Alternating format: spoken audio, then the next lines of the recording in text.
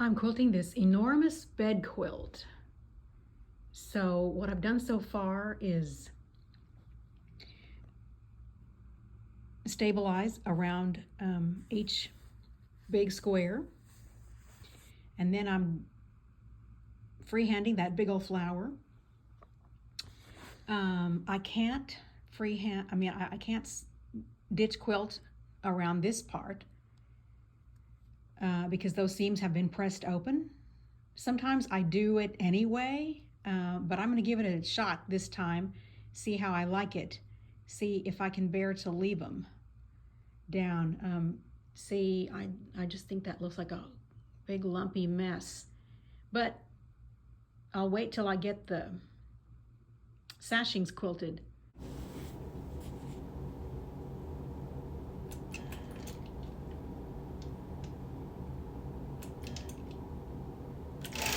Normally, I do all that ditch quilting before I do anything else. You know, go over the whole quilt and ditch quilt what I'm going to do, and then add some straight lines maybe, and then go back and start quilting. In the interest of time, efficiency, and money, since this quilt is so huge, I'm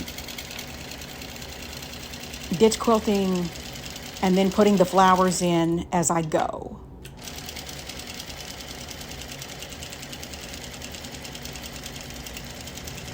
So the flower that I'm doing here is a pretty generic one. It's just a flower with pointy petals.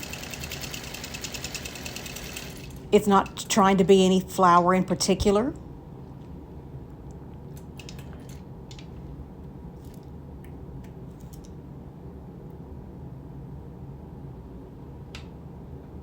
So I'm starting in the middle. I'm quilting a circle and then putting in a little curl because that circle is kind of big. And this is about the outer limit of the size I like to make flowers. I don't like, flowers and feathers that are gargantuan. I think they look big and clunky, so this is about the biggest I'll do one.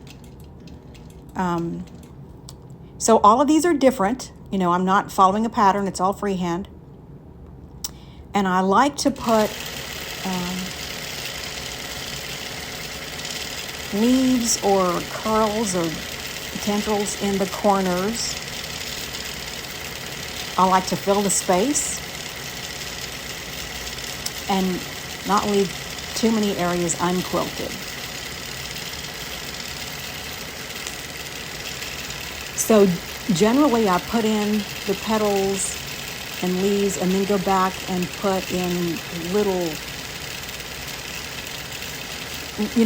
creases and wrinkles and gathers there in the middle. And then that, by making a couple passes around that middle circle, that kind of grinds in the circle, lays in some color when there is color, and kind of cleans it up. It makes that circle really pop up. So here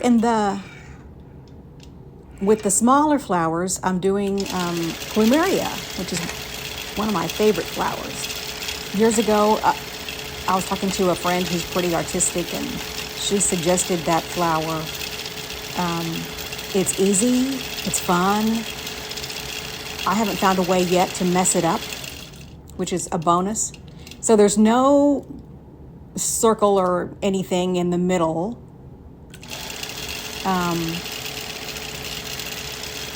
So I quilt the petals and then put in a little crease and maybe add some leaves here and there. And to limit the amount of stops and starts, I'm linking these two flowers up. So I'm like doing one side of a petal and then filling in all the rest. And then, I'll finish the other side of the petal when I get up there, and then see what else, if there's empty spaces, I'll put in a leaf or a tendril or something.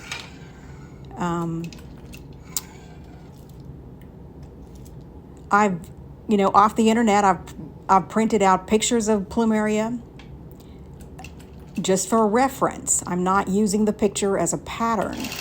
I'm just kind of orienting and seeing all the different ways those petals can go. I think it's nice to just not hold on to the handles too hard and let that needle float. Magical things happen that way. And so there's so many of these in this huge quilt. So what I did over the course of it was try putting a leaf in the point on either end, or putting some in the middle, so that they end up being more, so that the whole flower ends up being more consistent and kind of round, or rather than elongated rectangular flowers. I could do 3 in there, like maybe 2 big ones and 1 little one. And I opted not to do that here because I was trying to get the quilt done. So I tried to keep it simple.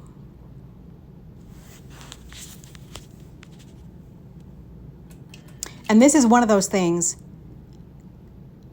if you find it daunting at first, do it a couple thousand times and it'll be easy, and you can do it in your sleep. I know people hate to hear that practice is the name of the game, but it is. Great things happen when you try something long enough that you master it. Then it becomes no big deal. And it's a fast way to get a quilt quilted.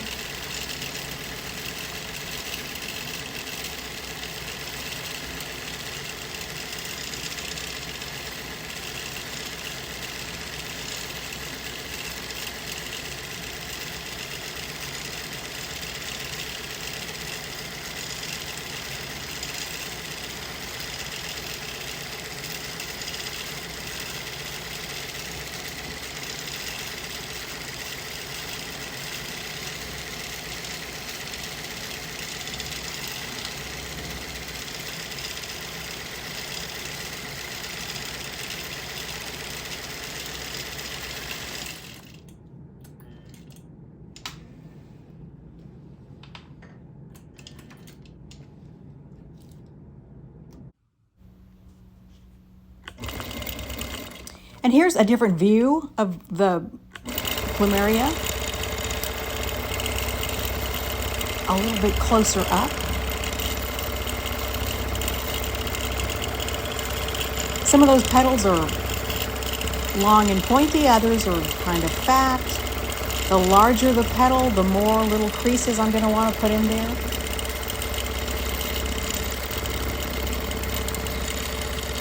Some end up with more petals than others. That happens in nature. I think that's doable, just whatever the space is going to call for.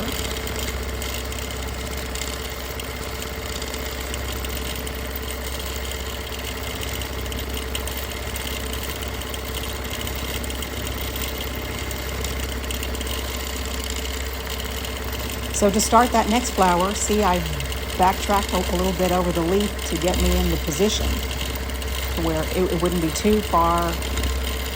I like to link things up. I think it's efficient, but if there's this big long line out there that is unrelated to anything else, I think that's kind of bad, not great design. So this is where a little bit of backtracking can really help.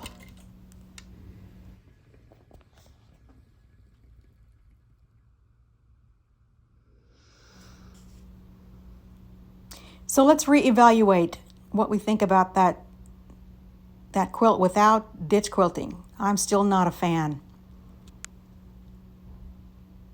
I'm not going to do anything about it, but oh well. So here I'm getting to the sashing at last.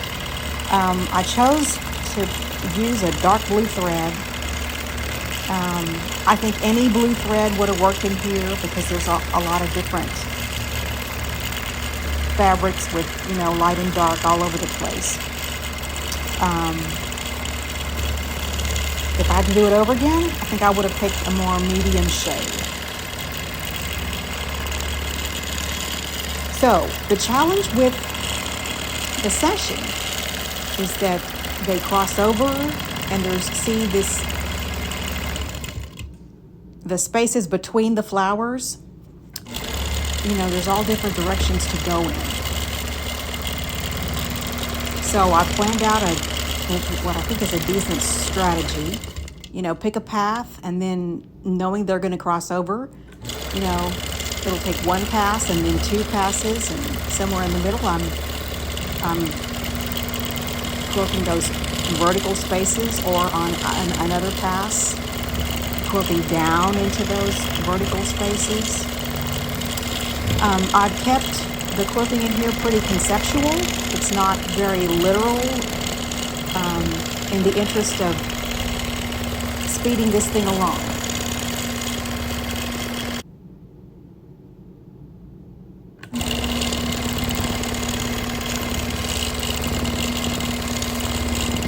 And how big to make the flowers or the leaves, however big a space I have to work with.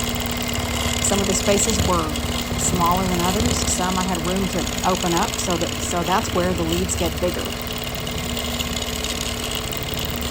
Little leaves, tendrils, some little berries, just whatever.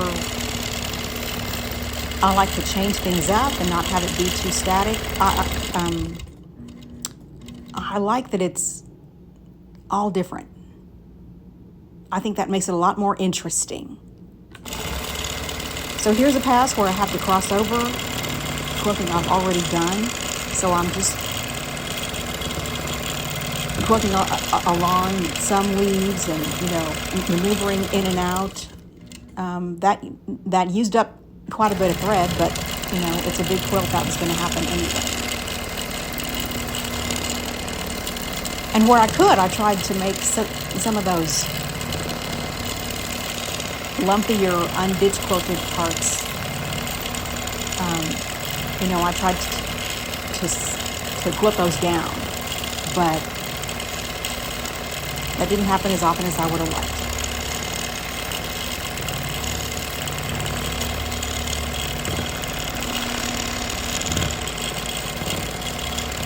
The client was really pleased with how this turned out.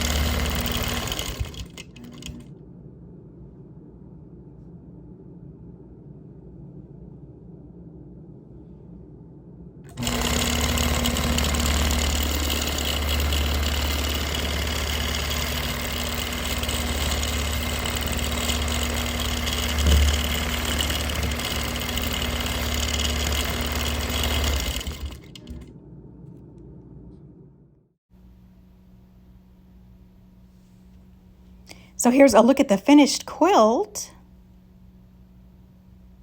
It is really pretty. And there's a look at the back.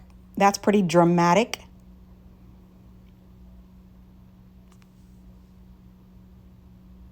Thanks for watching.